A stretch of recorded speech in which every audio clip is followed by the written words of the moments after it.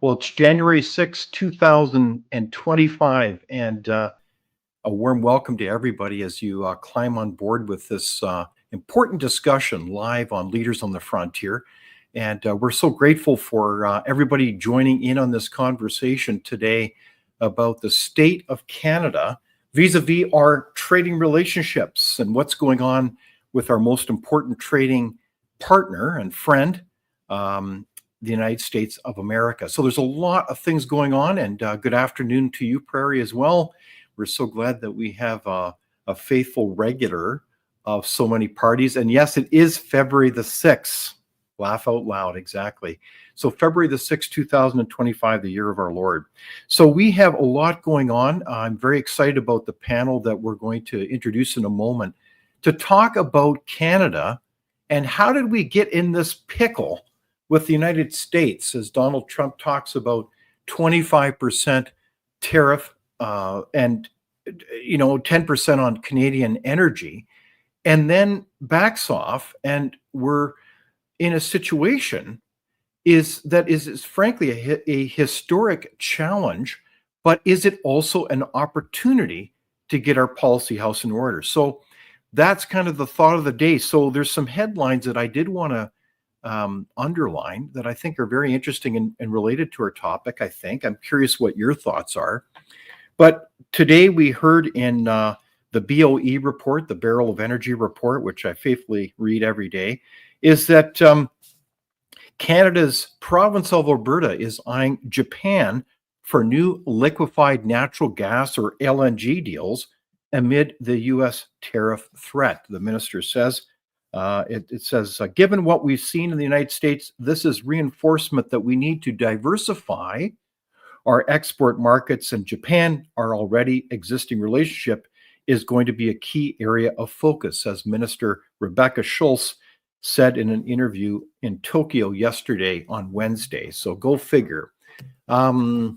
So there's a comment from Perry there that says, I don't believe this has anything to do with the border. Okay, well, we'll come back to that in a moment. And speaking of the border, you may have noticed that the Royal Canadian Mounted Police, the RCMP, said yesterday that there was one migrant tragically died and 9 more detained in different illegal crossings in Canada, including, I believe it was 2 in Alberta and 1 in Manitoba. So what's going on there?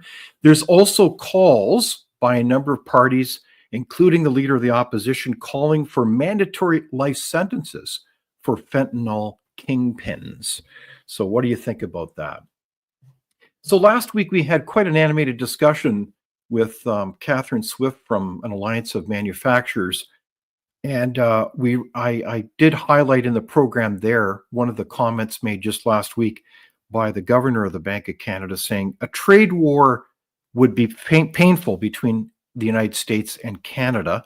And it was certainly Tiff Macklin, the governor, who said, we produce and earn less than without tariffs, said Macklin. Monetary policy cannot offset this. So we're in a vulnerable position. And I think the facts are that we're fighting with a giant of a trading partner. So I think that's some of the themes that have been highlighted by a number of people, including at Frontier, with a commentary and analysis by a member of our panel, Dr. Navarro-Genie, who said that Canada stands to lose a lot if we get into a trade war with the United States. So we all agree that we love this country, Canada. We believe it's an incredible nation. And this is a historic moment in our nation's history as we look at what path are we going to take? How are we going to manage our relationship with the United States? And there's a lot going on. So just to set the stage very quickly before we get on with the panel, we've got a number of issues, and we're going to probe them more deeply and peel away the perennial onion in terms of what's happening, what are the impacts that this kind of tariff has, but really talk about how is this an opportunity to get our policy house in order. We heard, again, that at the last moment, the threat of 25% tariffs was taken away for now. There was a deferral of some 30 days, and that includes the 10% levy or tariff on energy. So we had this reprieve. We have an understanding according to the Prime Minister, that there will be a border czar. Certainly, Premier Daniel Smith of Alberta had proposed that Canada get more serious about the border. So that's kind of where we're at today. And there's certainly a lot of other points of information, but that's the brief summary. So I wanted to continue this important conversation. And so we put together, I think, a very exciting panel. And I want to introduce Ron Koslowsky.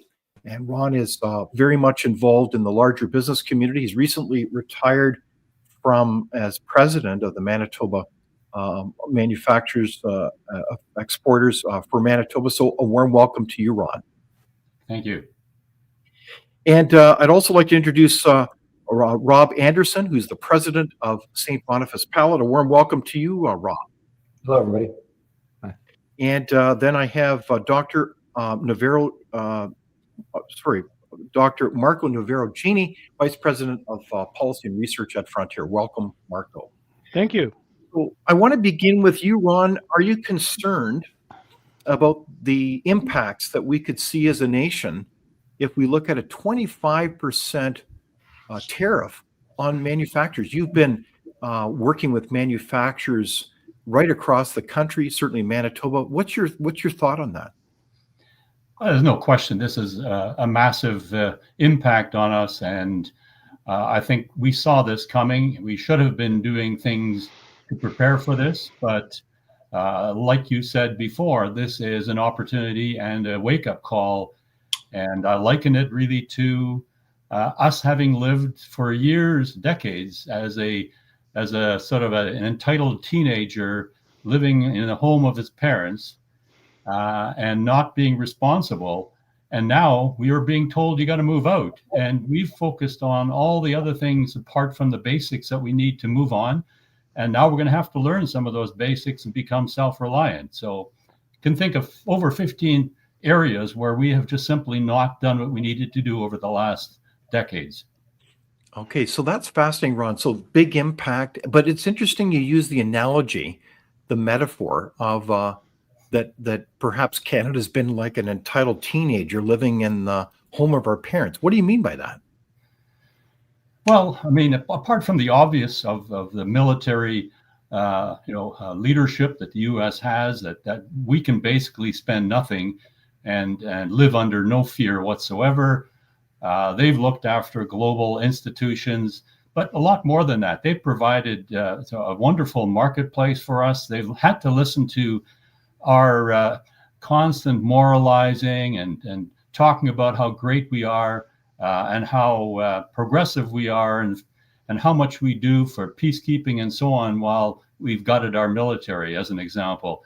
But there's just so many ways in which I think the Americans now can look to us, and have probably for many years. I think we're just actually having an administration that's actually saying what a lot of Americans have thought for many years, that no.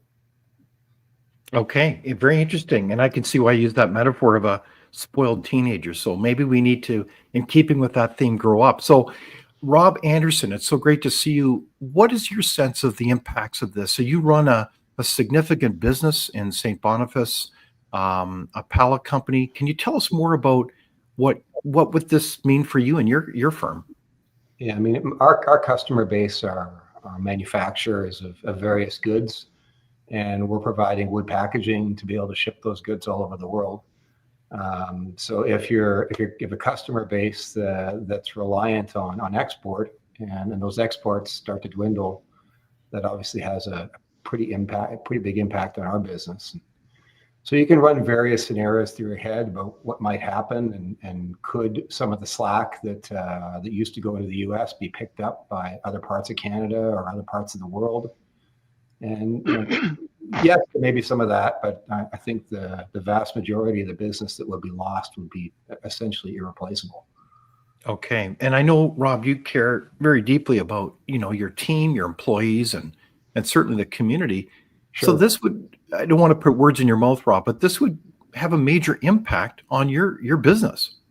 Oh, for sure. And I mean, the timeline would be the only part that I would have trouble sort of figuring out as to how long all this would take to play out. But certainly over a period of time, we would see less employment, less sales, less revenue.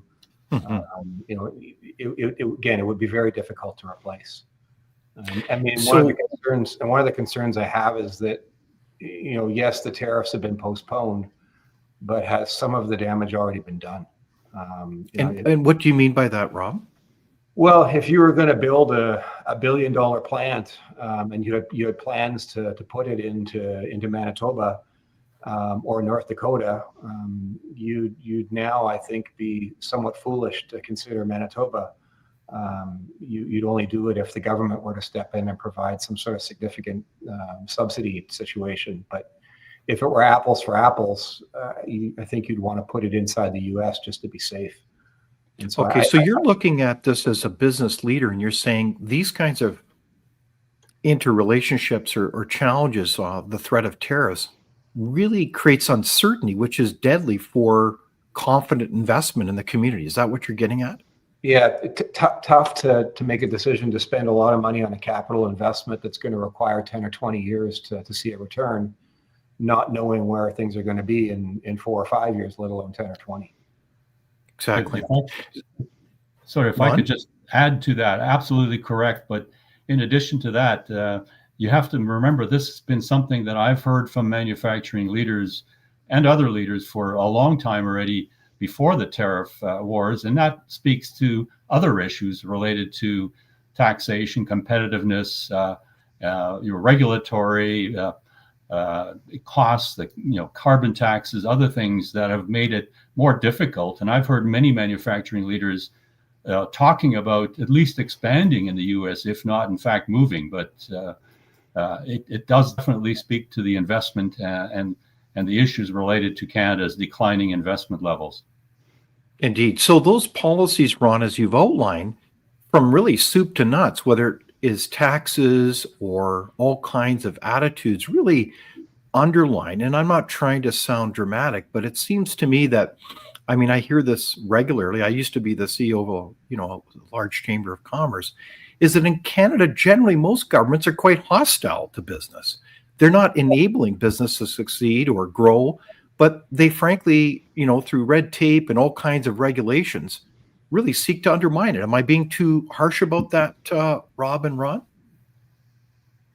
Well, not from my perspective. The stories I hear about companies that go to the U.S. and are courted by states and cities over there with unbelievable opportunities to have training paid for, tax reductions on property taxes, and a number of other things related to making it very attractive, in addition to having an attitude from government that is welcoming and looks at honestly ways in which they can improve the environment and the business climate for innovation and for growth. Mm-hmm. Yeah. So this is this is a time for a little bit of humbling introspection as a country. How do we work to grow our economy and all kinds of agendas? So on that note, I want to turn to Marco and ask you, what do you think are the potential impacts of this kind of tariff, and what does this mean for us? How do you put this into perspective, Marco? I really liked the analogy of the teenager, but I think of it in Canadian terms. I think of it as, imagine our national hockey team knowing that we're on our way to the Olympics. And we have spent our time, instead of training hard and getting our physical condition and our hockey skills up to snuff to go and battle the Swedes and the Russians and the Czechs and what have you, we decide that we're going to put all our efforts into making sure that everyone has pink skates, and we have rainbow jackets, and all kinds of intersectional things that have absolutely nothing to do with hockey. So transplant that to the economy, and that's where we're at, right? As has been pointed out by the other guests, Canada is in a terrible competitive situation in relation not just to the United States, but really to the rest of the world. Our productivity is really in the hole. We have absolutely asphyxiating regulations of all different kinds. We have taxes that other people don't have, et cetera, et cetera. All these things essentially amount to shackling our players and preventing them from getting into shape to get into the arena on the ice with the international bigwigs. Let's say. So what do we need to do? Well, we're going to get creamed. Right. So the moment we got on the ice and we got the first person coming at us and cross-checked us, we started crying that, oh my God, they're playing really rough. But that's the game, right? And so what do we need to do in economic terms is we need to correct all the things that have led to this situation. Whining isn't going to get us anywhere because it never does. And so we need to get back to the gym, so to speak. We need to get back on the ice and train hard, make sure that our competitiveness, is up, that our dollar has greater strength, that our fiscal situation is in order. There is a lot of work to do. And we're going to miss this Olympics, let's say. But there is always another one. So we need to get back to the basics. So there you have it. Another analogy is hockey. We've got the teenagers in the bedroom complaining and whining, and we've got to get our work together as we prepare for the next round and in the next period. Do you think that's an apropos metaphor, Rob? Yeah, for sure. I certainly do. Metaphors are a great way of sort of thinking through a problem and finding a solution. I look at the Make America Great Again slogan, and I kind of feel like we're going through what I would describe as the MGSA, which is Make Government Sweat Again. Okay. And so, the government in some respect is getting a taste of its own medicine right now. This is what it feels like to be a business in Canada, where you kind of feel like you're on pins and needles all the time, and you never know what's going to get thrown at you next. Well, Trudeau and his cohorts, welcome to the club. This is how it feels. This is how you guys have treated us for most of my career. So that's interesting, Rob. You refer to that sense of treatment, because I will certainly never forget when the Prime Minister a number of years ago said that small business were tax cheats. Do you remember that? And am I misreading that? Was that a significant moment among many others that said, we really don't see you as foundational to building this country? Yeah, certainly that moment, and also the one that really sticks with me. And I mean, it all depends on age and stage, but certainly the last round of increases that went through on personal tax rates that bumped a lot of provinces up over that 50% mark. I can remember Manitoba being, I think the top tax rate was 46% for a number of years, and as a young kid, I looked at that and I was like, geez, that's almost half, but like, there's no way it's ever going to get any worse. Like this is the worst it could possibly be. I must have just been born at the wrong time. And, it's obviously going to come back down over time because this is crazy. And, here we are, and it's gotten nothing but worse. So I'm talking with a wonderful panel here, and I see the audience jumping on board with a lot of questions. I'm talking with Ron Koslowsky, has worked with many manufacturers, and Rob Anderson, president of St. Boniface Pallet, as well as Dr. Marco Navarro-Genie with Vice President of Research at Frontier. And it's very interesting, again, the continuation of analogies. I think, Prairie, you mentioned earlier the whole point of, here's a question that you're posing. If Trump believes that the U.S. is getting ripped off by Canada, do you think he'll stop with the border issue? Well, that's a good question. And it begs the question, what's really going on here? Does anyone want to tackle that question? Any thoughts on that, Marco? Sure. Part of the problem is that we have not, when I say we, I mean our political leaders, do not seem to have assessed the situation properly. And we're sort of complaining that Trump is being mean, that he's not treating us like the friends that we are and deserve to be treated better, and a whole bunch of things that are really unrelated to what is going on. And what is going on, the border is one issue, but the border is only a manifestation of something greater going on, which is that President Trump has come back to office this has only happened once in the history of the United States before. And we should remember that when Trump became president before, he had a transformational agenda. And he was blocked by the bureaucracy, by the unions, by a whole bunch of sets of obstacles that that did not allow him to move as quickly as he wanted to. He spent the subsequent 4 years, he and many people in the movement, there is a movement behind him, thinking through how are we going to do things when we arrive, knowing that there is going to be a significant number of obstacles.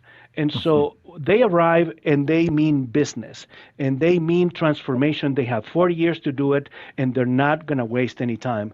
That's part of the background that we seem to be missing, in part because as it was pointed earlier, we have this sort of teenage mentality. We live in this woke culture. And wokeness does not seek to understand the other. Woke culture simply complains about the other and reacts in sort of negative ways. And so we're kind of stuck in that rut. But there's nothing whimsical about what Trump is doing. There is a very established plan of where they want to get the United States from where it is to where they mean to put it in 4 years. And that means back at the head of the list of nations in the world. They mean to reestablish their economy. And I mean, it's not that they're trying to be mean to Canadians. Trump was not elected to be nice to Canadians. Trump was not elected to be nice to anyone. Trump was elected to set the American course back on its historical tracks. And that's what he's doing.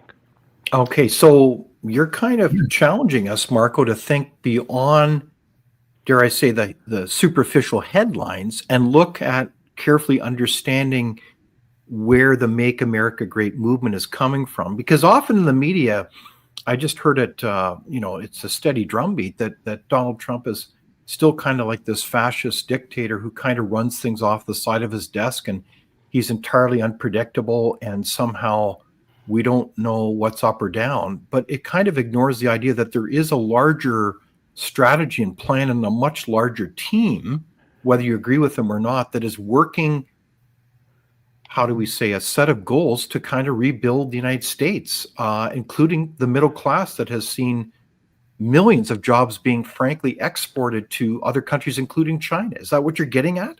Absolutely. Look, leave it to the guy from Nicaragua to keep going the hockey metaphor.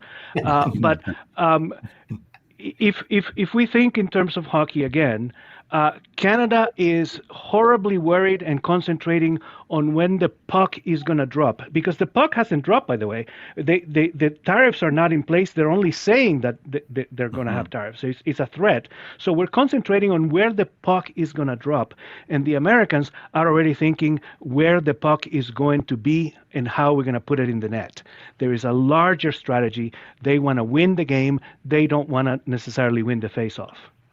Okay. So what do you think, Ron?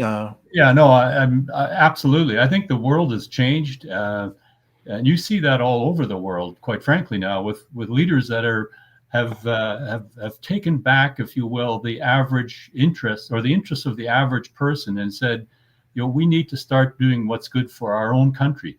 Nationalism, it's been portrayed negatively. But honestly, the globalist push is over, and including a lot of the global free trade, as Lighthizer said in the U.S., no trade is free. And he's written a book. If you really want to understand what they're looking at, read his book. Read Stephen Miran, who's put out a user's guide to restructuring the global trading system. They're on a plan. And they understand. They see that in some ways the U.S. has been disadvantaged and taken advantage of by currency manipulations and a variety of other things. And they're ready to set that straight now and to be USA first. We need a Make Canada Great strategy. And I think that has to include a whole bunch of things, including getting rid of some of our misguided policies. And like I said about the teenagers, not focusing on higher end peripheral things rather than focusing on the core fundamental things that create wealth and that create opportunity and a future for our young people. Very good. I should just clarify, Ron, when you refer to Robert Lighthizer, he's certainly one of the lead trade negotiators that was with the previous Trump administration. He's certainly in play now in Trump 2.0. Yes. And he was actually around with the Reagan administration, as I recall. And I think the other party that you mentioned is the chief of the Economic Council of U.S. Advisors. So there's a lot of thought going into this, as much as people think it's just all a Trump tweet. It's not that simple. Is that what you're getting at?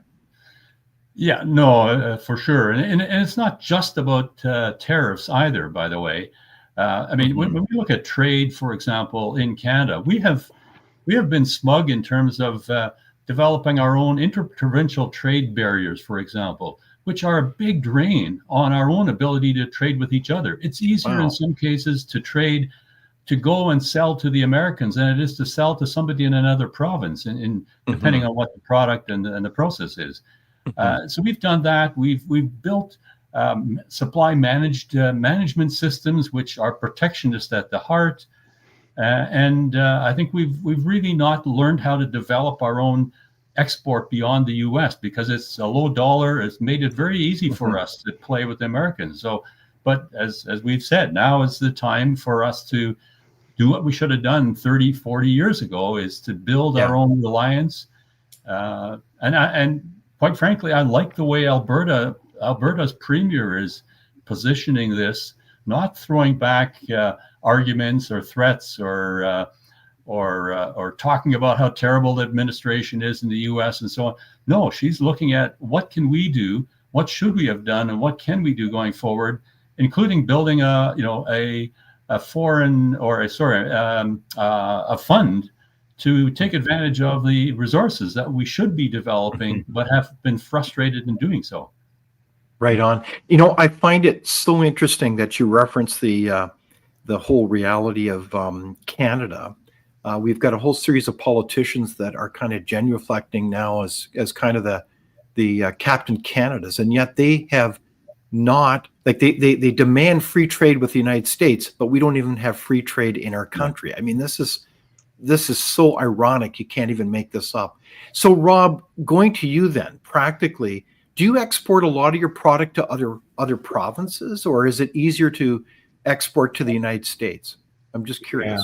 Yeah. So our products don't really leave the province until they're under load or protecting something that's being shipped somewhere else. So it's the customer base that's shipping out of province or out of country, not necessarily us. But based on what I've seen in Manitoba over my career, I'm going to say it's a 60-40 split. 60% of it's going into the U.S. and 40% of it's staying in Canada, if you wanted sort of a rough guess. Okay, very interesting. It's a pretty significant portion, and again, like it's not like there is an easily found alternative to that 60%.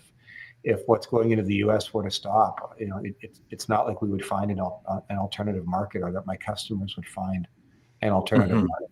I don't believe they would.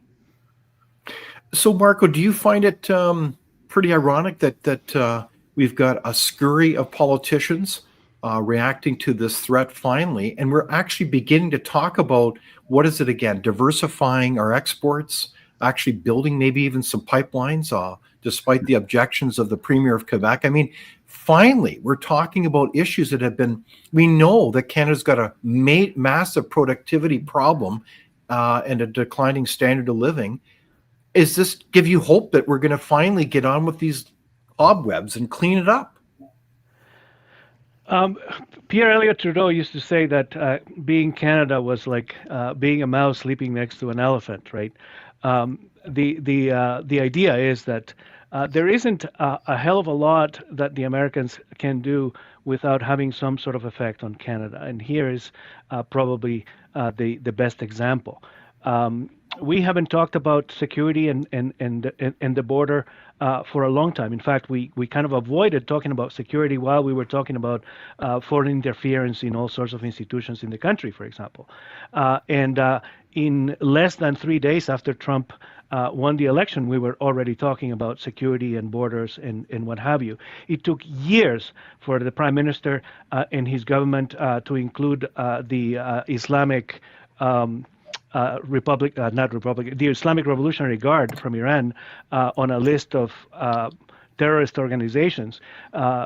Years and years, and within 5 minutes after a phone call with President Trump, we now have all the narco traffic cartels on the same list, literally within minutes. So what Trump is doing is going to have and is having a tremendous effect on the conversations in Canada. And it's going to make us confront realities which we have been working very hard at looking away from. Take, for example, in Canada, it's kind of cute to say that, and kind of trendy to say, buy local, right? We love to say that, and we think that's nice. And it is, because Canadians love to be nice. But that's exactly what Trump is doing. He's encouraging Americans to buy local. To buy local is to say, protect your local community.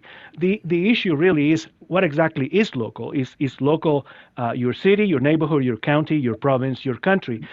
Trump is decided that buy local means the entire United States, but it's no different. So this is going to shock maybe some of our viewers here, but if you are one of those strong proponents of buying local, you're really on the same philosophical side as Donald Trump. And what we don't have in the country, in spite of the sort of negative reactions and in some ways over-the-top reactions against the threat of tariffs, is besides maybe Danielle Smith, I have not seen strong positions defending and upholding the principles of free trade in Canada. And so one of the things that we need to do is really go back to the books, dust them off, find Smith and all the great economists who argued in favor of trade, and become reacquainted with these ideas.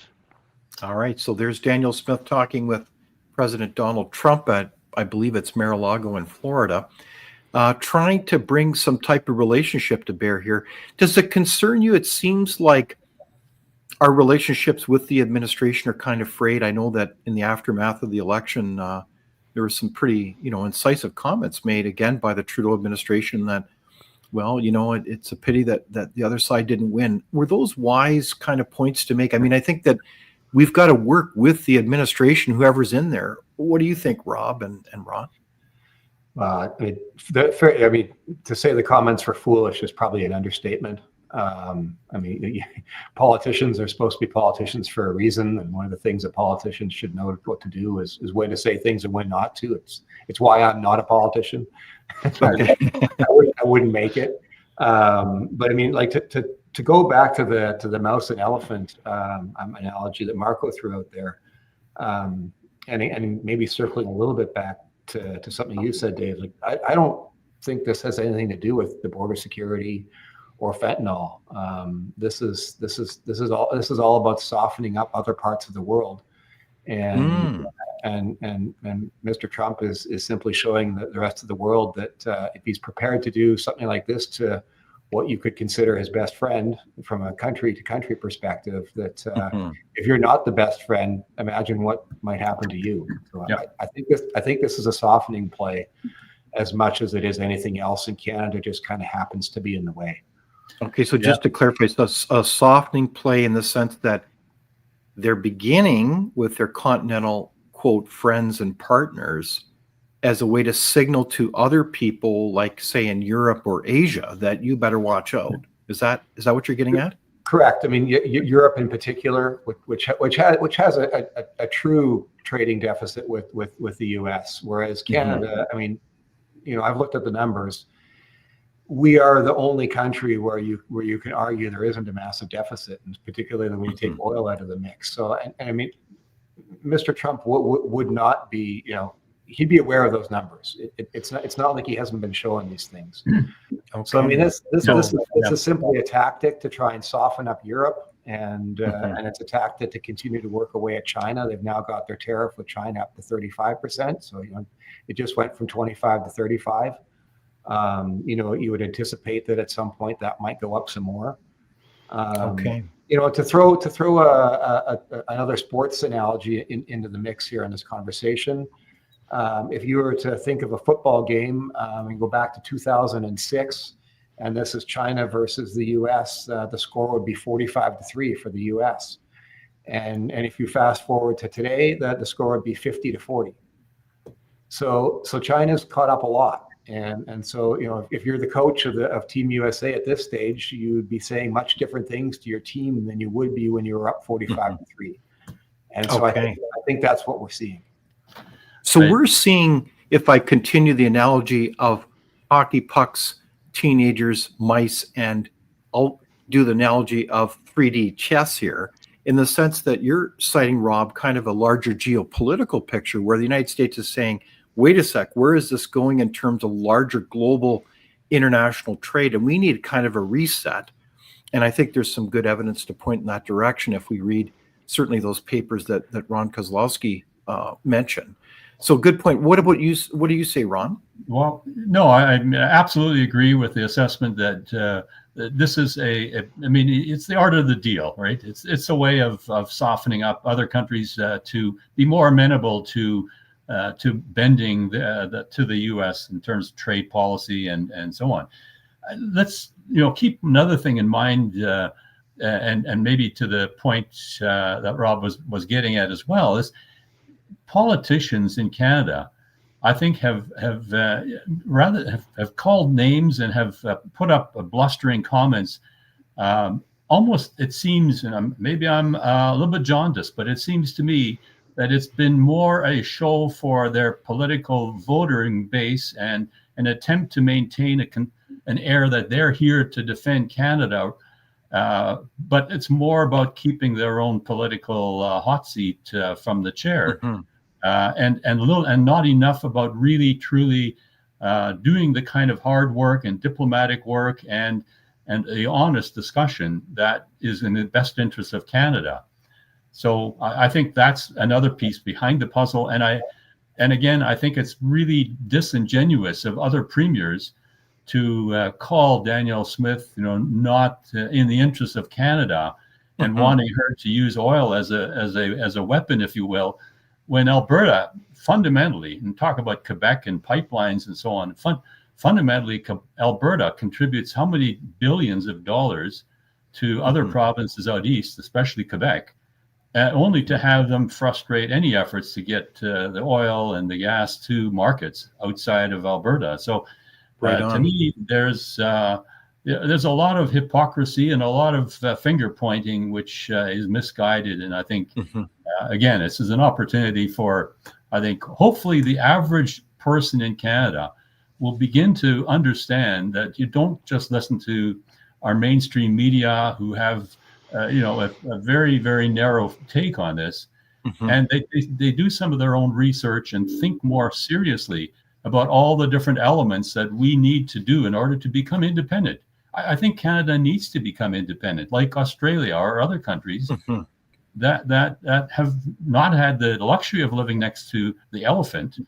But we have to get again to the point that Mark was making. We have to get to a point where we can become independent, and that's going to take hard work, and it's going to take a whole bunch of strong leadership, and it's going to take voters that are willing to not just believe everything they're told, but actually check it out and do some serious thinking about sacrificing for the sake of our country now, but also for our young people going forward. Right on.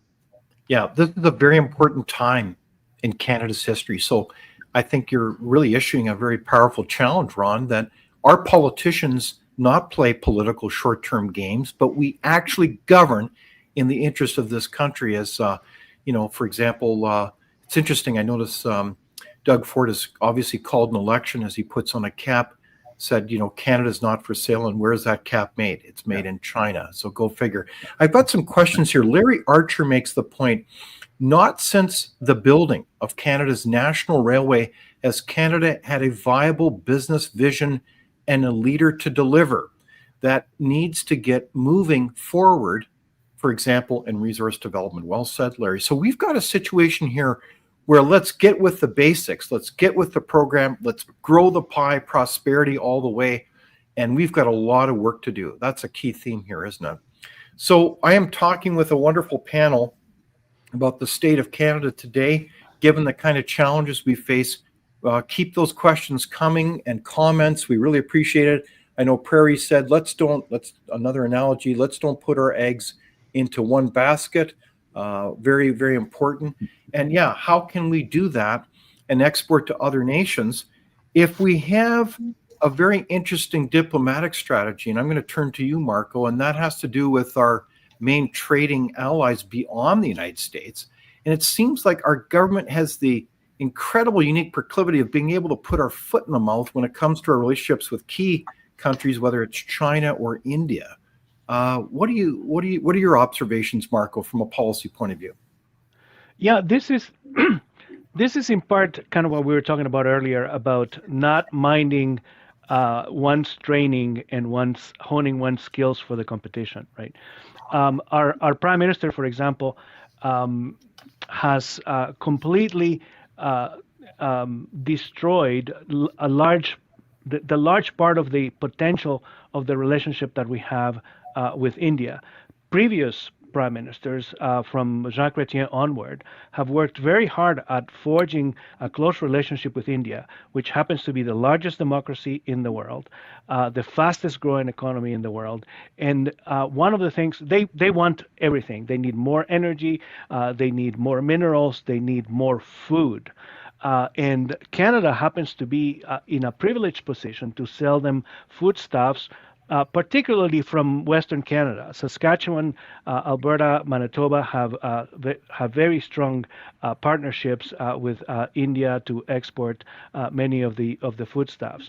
Now, that has not been destroyed. I don't mean to imply that it has been destroyed, but what has been destroyed is the potential for growth and for more by picking a fight with the Prime Minister of India and with interests in India. The Prime Minister has essentially put a cap on the potential for growth that Canada has. And he doesn't seem to be caring all that much, considering that the parts of the country that are most affected by the fight with India are Western interests.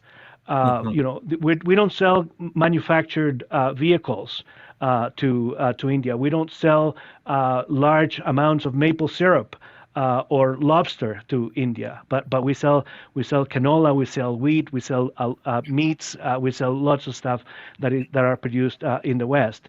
So that's, you know, an enormous market. India, then China, of course, that was also completely botched in several different instances.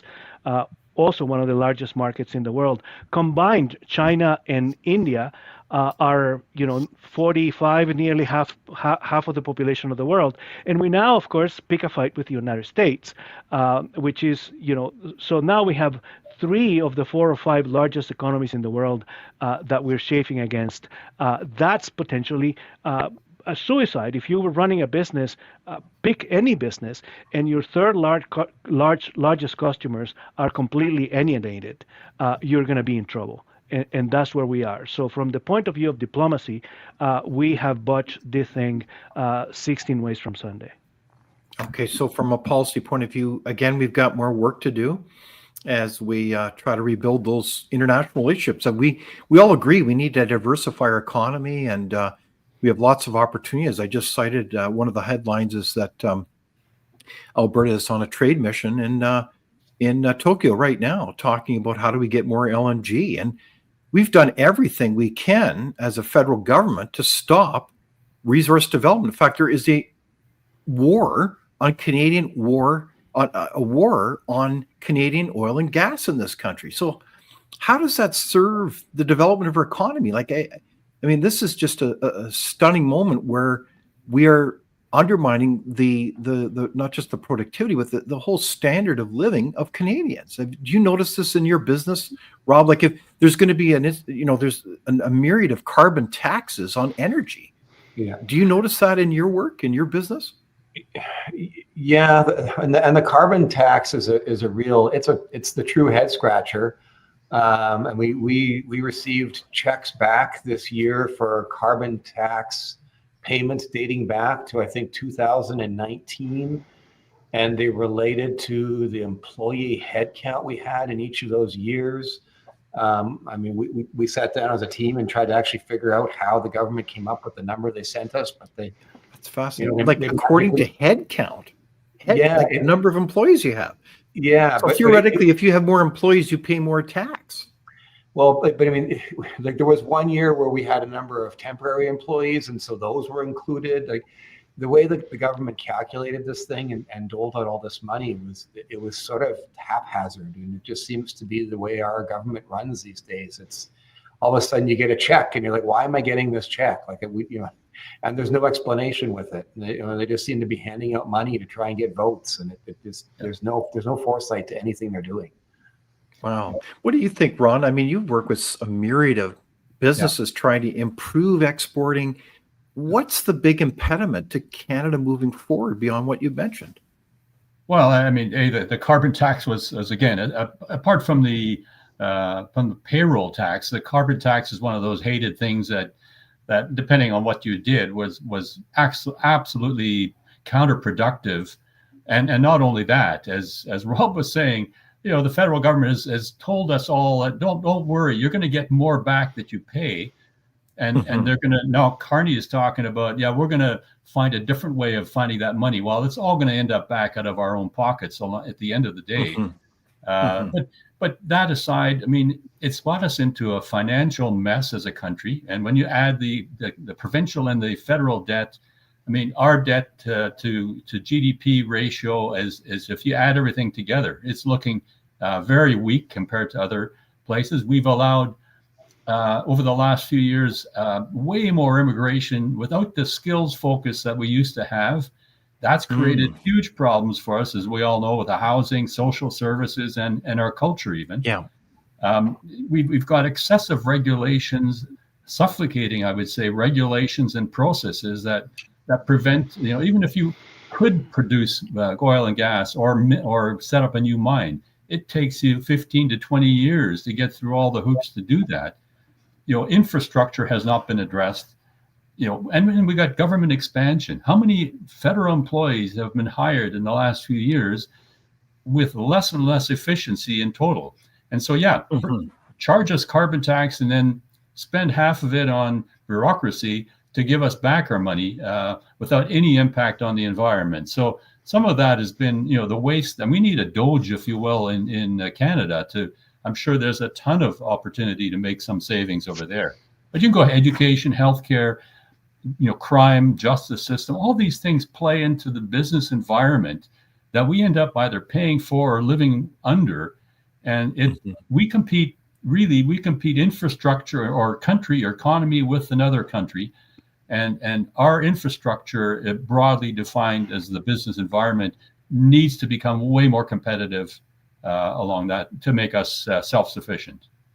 Okay, so there again is that theme that we've got to, using the hockey metaphor, pull up our socks and get back in the game and become competitive. Because when you think of it, Canada has everything going for it in terms of, natural resources, all kinds of opportunity, but we've frittered away. We've mismanaged that competitive advantage. Instead of being the most prosperous free country in the world, we are a low performer. We are just really not performing. And so this is, again, the call for, frankly, a reset for Canada so we can go out and, make this Canada get moving again. It seems to be the theme of the day, isn't it?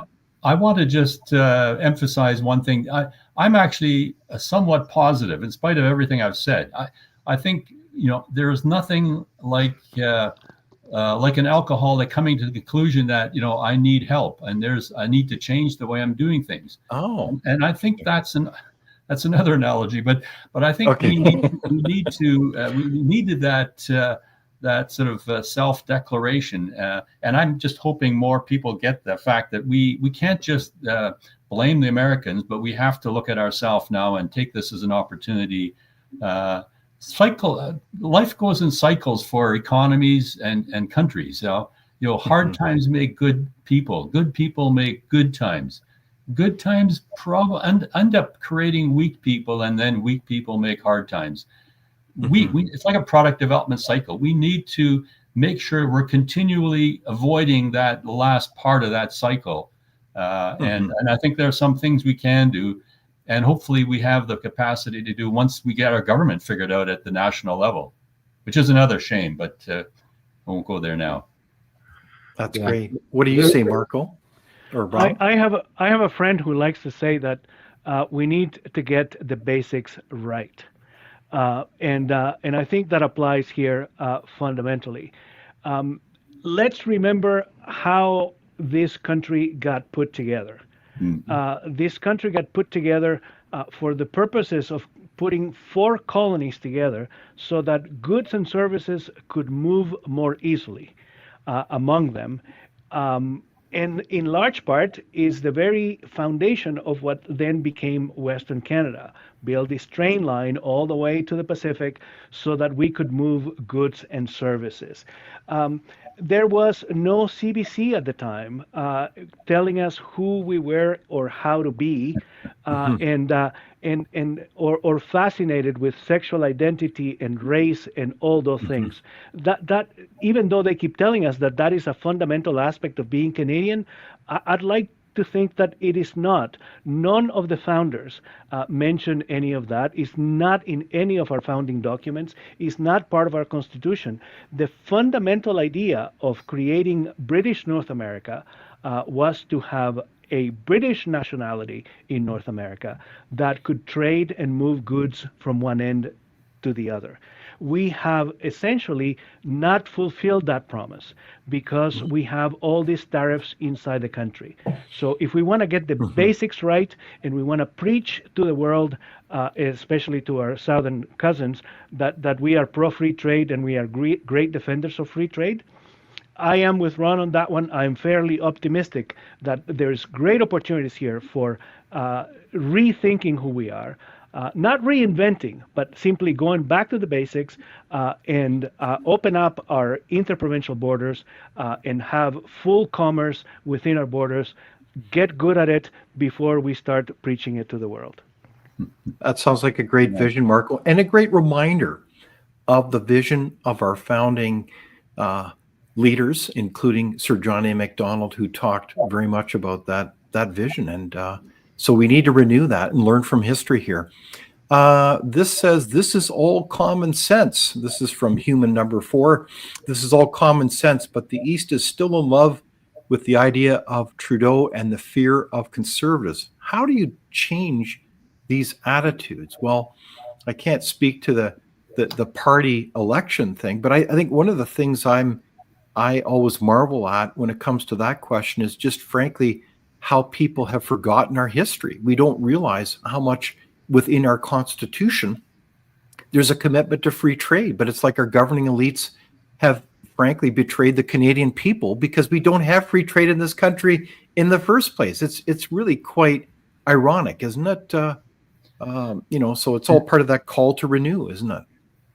No, I think, David, it's an interesting point about the attitudes of other people. By the way, I do think that a lot of people in Eastern Canada have even woken up to the fact that there is something rotten in the state of Canada over the past number of years.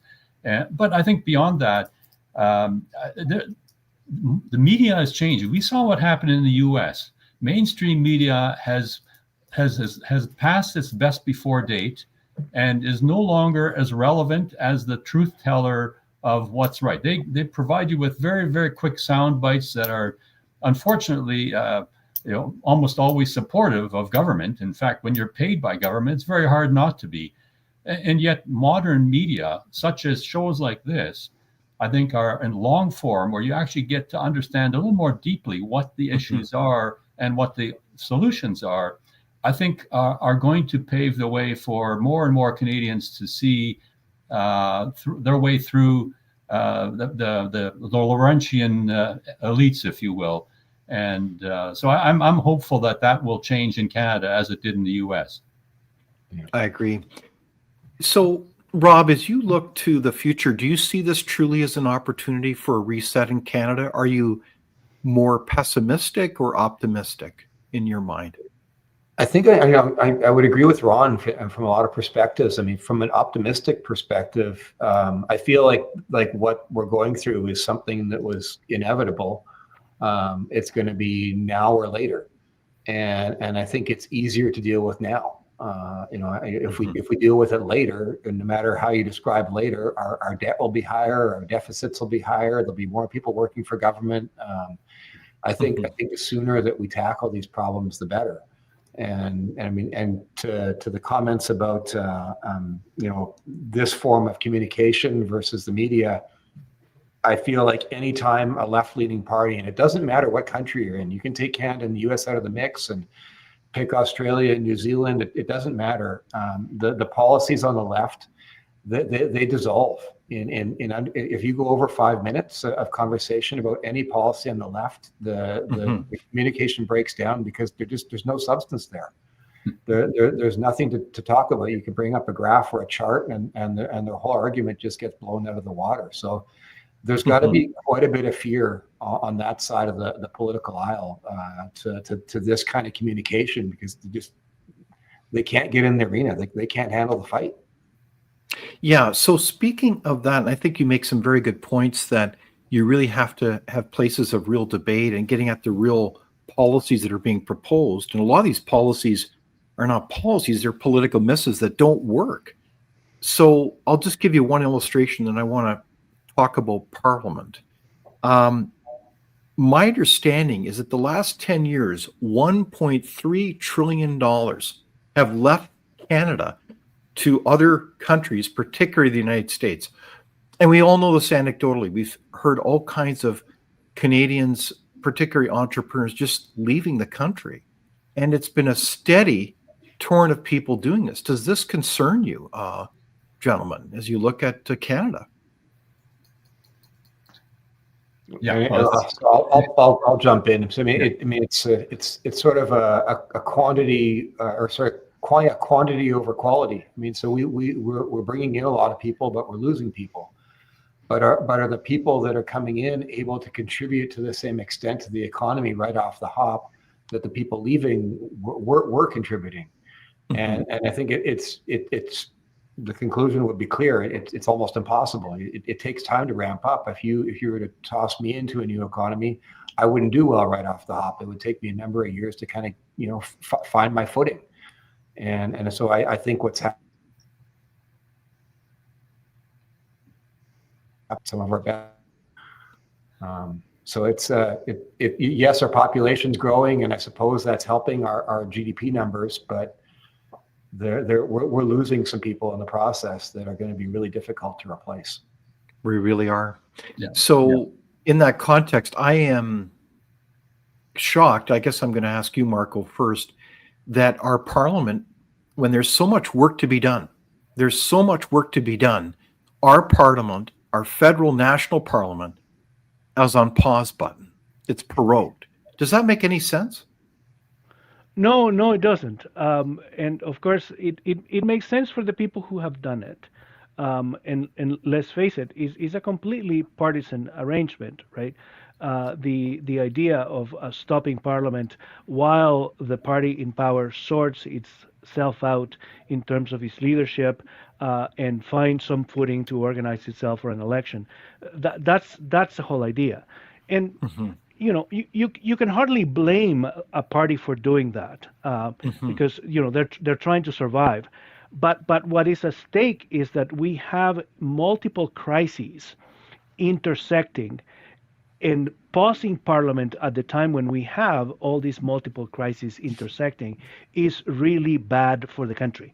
It might be good for the party in power, but it's really bad for the country. So, for example, the Prime Minister just agreed to put all these cartels on a list of terrorist organizations.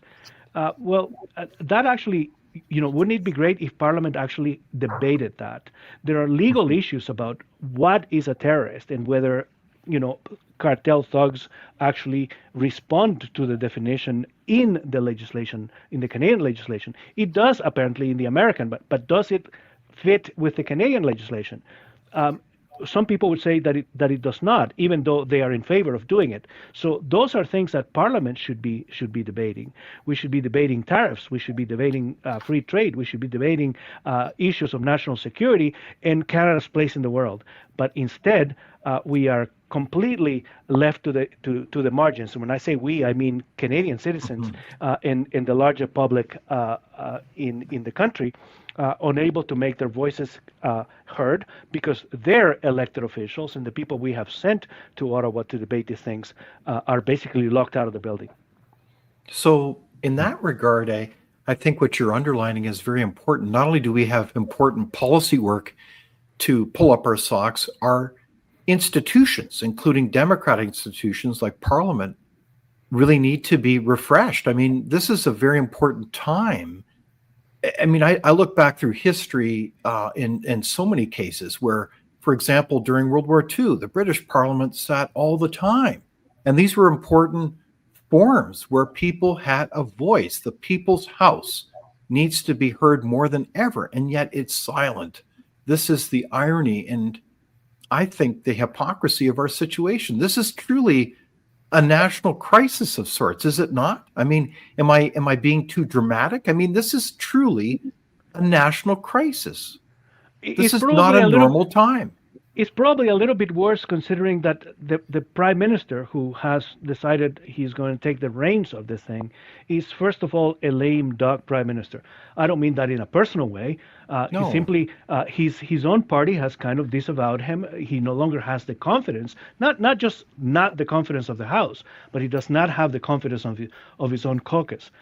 So that's a worrisome development. But what is worse is that the prime minister has no business acumen and no diplomatic acumen at the time when those two things are the most important skills necessary, right?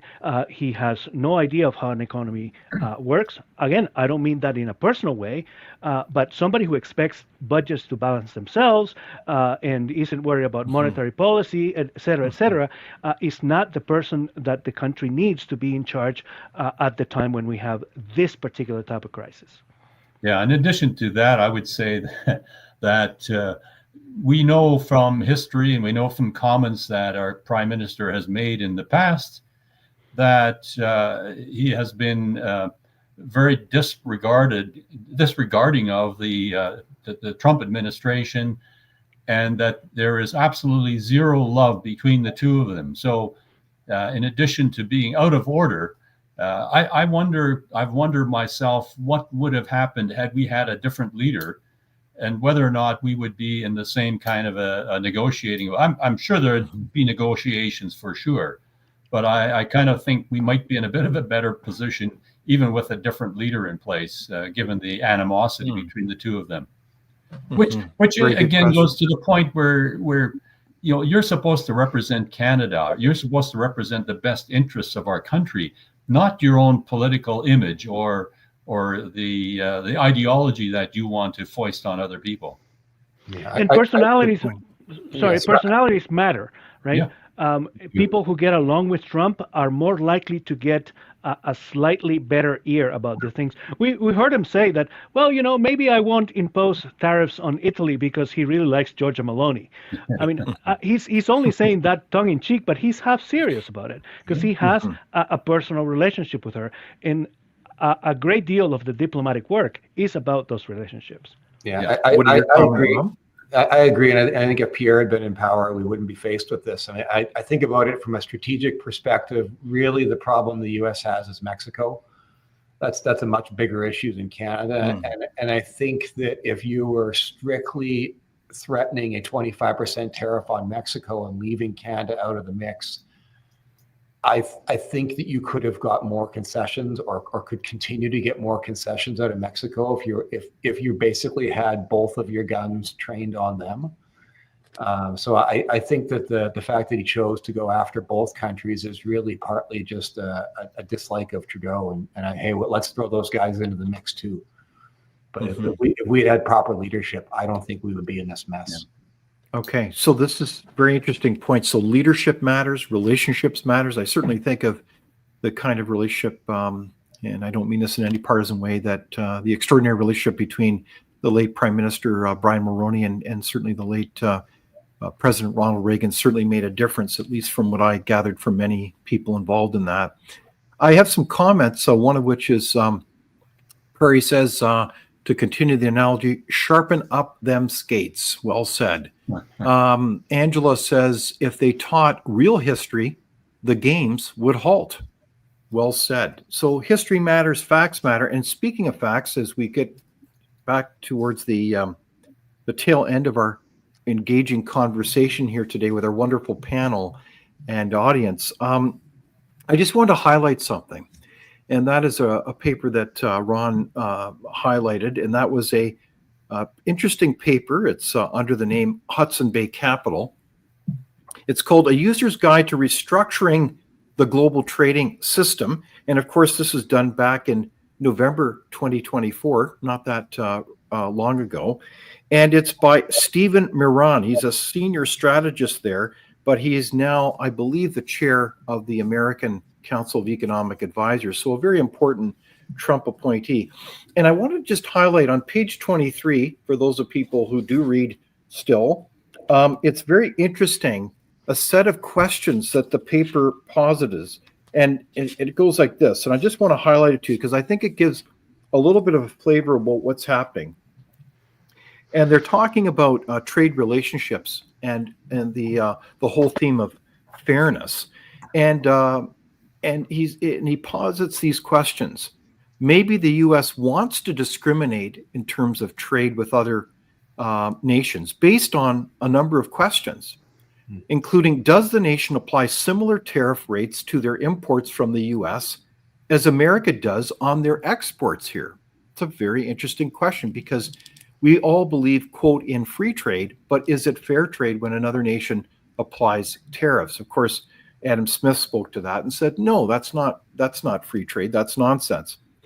Another question, does the nation have a history of suppressing its currency, e.g. China, for instance via the accumulation of excessive quantities of foreign exchange reserves? Anyways, this is complex stuff, and it gets into other questions. But one of them is, does the nation respect American intellectual property rights? And we know that in the age of industrial espionage, this is a big deal. The IP, or intellectual property, represents kind of the family jewels of your future standard of living.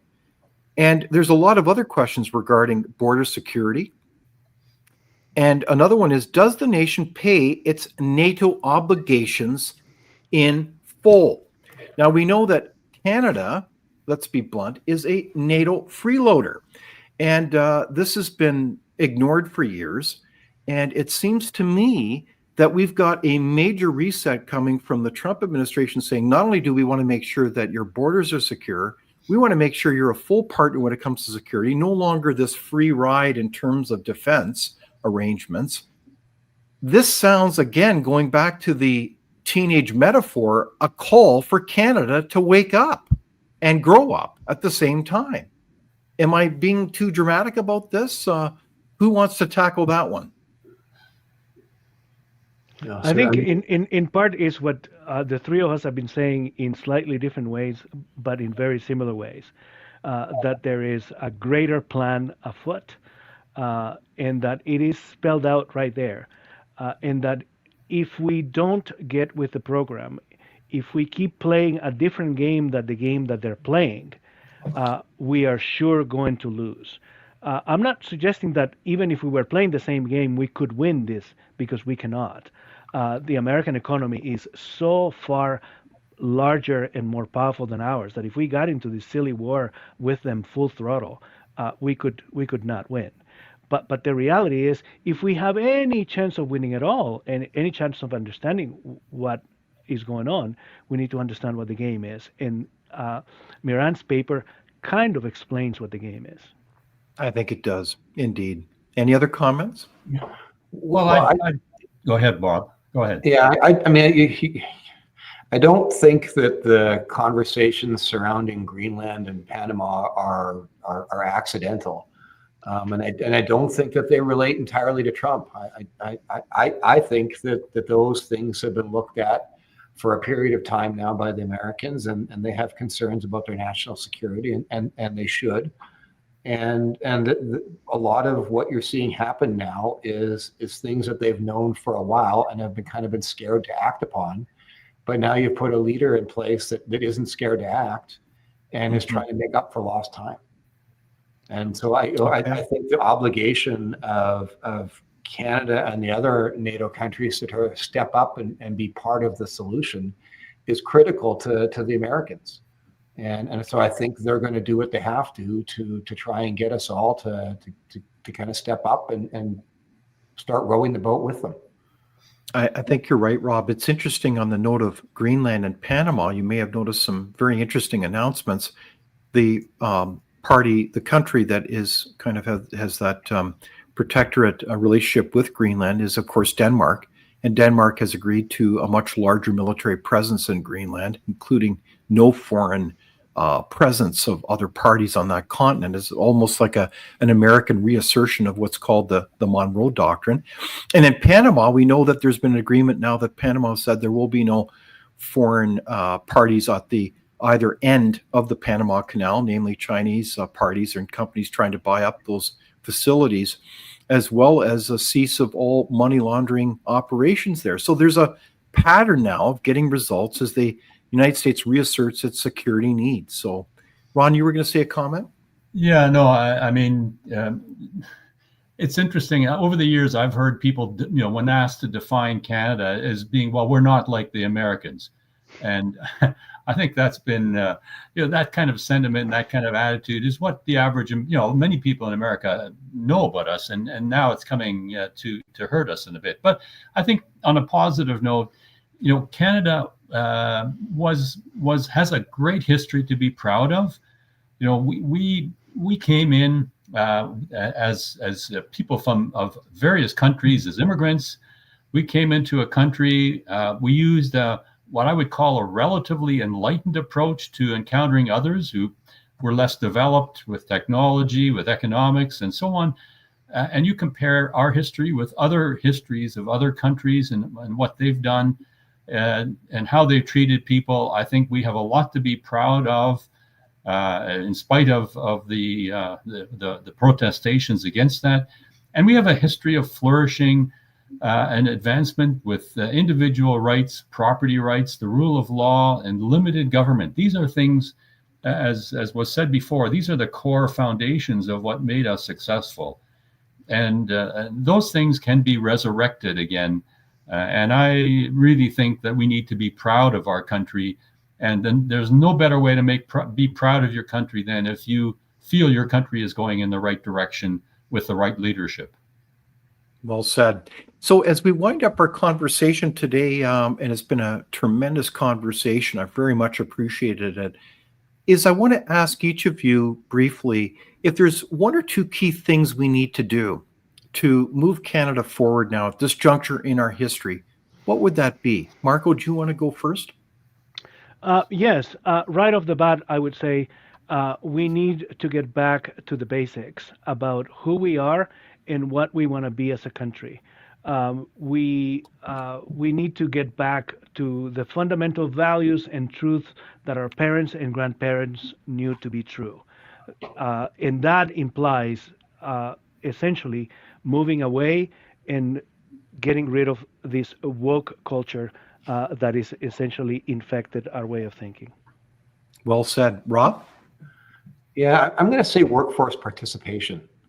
I think that the percentage of the population that's involved in a 40-hour work week is not what it used to be, and that people need a sense of purpose. And so I think that workforce participation in general, and also the percentage between public sector and private sector, that there needs to be recalibration. We're going to need to see less people in the public sector and more in the private sector.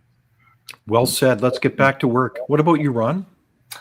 Well, I agree with all of that, but I would actually take it. There's so many things, and you look at what the U.S. is doing to try to bring that country back again. There's so many things that I mentioned before that we have to address, and what I think we need to do is with leadership of governments and key stakeholders, we have to get our heads together. We have to build a strategy in a variety of these different areas. Whether it's finances, immigration, productivity, energy, bureaucracy, etc.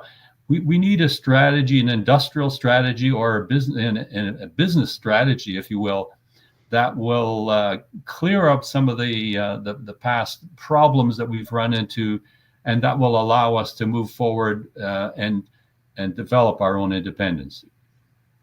Well said. Well, this has been a far-reaching conversation, and I'm so grateful for all of your insights, Ron, Rob, and Marco, and our audience. Thank you for your participation.